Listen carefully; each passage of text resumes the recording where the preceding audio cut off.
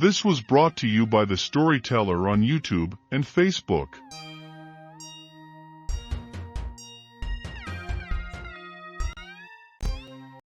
2. You must be Prefecani, he said, grabbing me in such a hug hold I thought I would never breathe again. The word meant nothing to me, Foxy. He gave me a low bow, pulling his hat off and sweeping the hat through the air to rest it on his thigh as if he was an actor. I must have looked blank. It's Slovak, means Foxy, he explained. Or if you prefer it in the Romany, Lalojuku. That I did know, though I was never called it in England. He spoke to me in our own English Romany, and it was only later that I thought how odd this was and wondered how he had come to learn to speak it so well, and yet also speak the Eastern European version of the Slovak gypsies. He took Granny's big carrying sack from her and my much smaller one and hoisted them onto his back, where they hung, from behind, like huge swellings, making him look 3 times his normal width, and now our guide from the town left us with our grateful thanks and returned home. Come, he said, this way. My wagon's only a mile or so away. As we walked, he and Gran talked together and sometimes to me, whilst I studied my distant cousin. I would estimate he was well over 6 feet tall, but looked much more because he was as thin as an English hopfield pole. In fact, when I got to know him better, I often wondered how such a human walking skeleton could manage, because he had so little flesh on him and none of it which wasn't essential. My clothes were shabby to say the least. British gypsies in those days rarely had more than 2 sets, and though I was wearing my best tograms, I was very conscious of the patches in my trousers, which Gran had tried to make look like a part of the design, and the small tear in my shirt, yet next to him, I looked like a city gentleman just up from London. He had long wavy hair which hung over the back of his head, and at the sides like a black kitchen mop, almost to his shoulders. He wore an ancient blue jacket, and red trousers, like those worn at strict attention by soldiers on ceremonial guard at airports when a VIP arrives.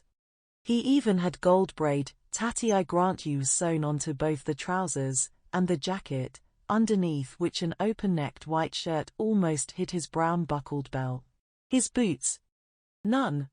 The first thing I had noticed when he did his handstand was his bare feet, sun-burnt brown on top and dark brown leather-like underneath. He saw me looking at his feet. Your feet get used to the forest floor and the paths and the roads, he said. Mind if someone gave me his boots, I'd wear them. Pity yours are a bit small, and winked at Granny V. Don't your feet ever get cut? I asked in wonder, imagining all the hard and sharp surfaces. Hardly ever, he said. Except those pine needles are a curse when one gets between your toes and stabs you. But in the name of the good Lord, am I not a gypsy, and has not the gracious Lord God given us all the free medicines we could ever need in these same woods and the fields nearby to heal such things? Granny V had already taught me a lot of plant medicine, but it was Uncle Vanta who was to teach me even more in the brief months to come, and also how to live off the woods. Uncle Vanta's wagon would have been shameful to many an English or Welsh Romany person. A very basic cart, and over it some hoops, and over them rough canvas, much patched. In England, our very basic wagon was an open lot, and there were palaces beside this, for they were longer, and a little wider, and heavier, though still light for a wagon, and some even had a stove, like the more sophisticated wagons of other types. The only British wagon to compare with Uncle Vanta's was what were called accommodation wagons, basically a 2- or small 4-wheeled cart with a tent structure on top. They tended to be more for people to keep their belongings dry when they travelled. Come, he said, make yourselves at home and rest before we go on.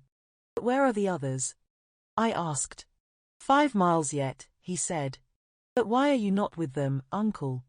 I asked, fearing he must have some sort of disease or social problem. He wasn't my uncle, but we call older people uncle or aunt as a term of respect. Because, boy, I'm the advanced guard, and the lookout, and the yapping dog, and the mad one in the family. I must have looked shocked. He doesn't really mean mad, Foxy, Grandma explained. What he means is that someone lives away from the main camp in the direction from which visitors are most likely to come, so that visitors can be intercepted and checked if they are safe or not, and so warn everyone. But someone living separately from everyone else looks very suspicious, as if we have to have good need for a lookout. Hence he pretends he is a bit simple, that he has learning problems, and behaves in a strange way. Now the barking, and the cartwheel, and the handstand began to make sense. Even other relatives, thinking of our guide of earlier on. Sometimes, even relatives unless they are of our immediate band. Because there are bad gypsies as well as good, said Vanta. So, I make others think that we gypsies are an odd lot and people to be kept away from. Not that we're doing anything wrong, but we're different, and that makes people suspicious. A dog under the rickety wagon watched me closely, as if it wasn't sure I was to be trusted. Vanta groped under his home, and pulled out a bottle, and some rough metal tumblers from a cupboard underneath. The king himself is using our best tumblers today, he grinned. So, we have to make do with second best. 50th best really. Uncorking the bottle, he poured a generous lot into each. What is it? I asked. Just drink, he said, so I did.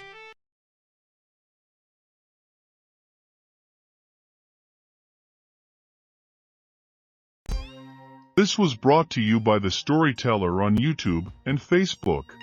Listen to our podcast on any of these platforms: Anchor, Breaker, Overcast, Pocket Casts, RadioPublic, Spotify. Support us on Patreon. And check us out on Discord. All the links can be found in the video description below. We thank you for your participation. If you enjoyed, please like, subscribe, share, make comments. We love feedback.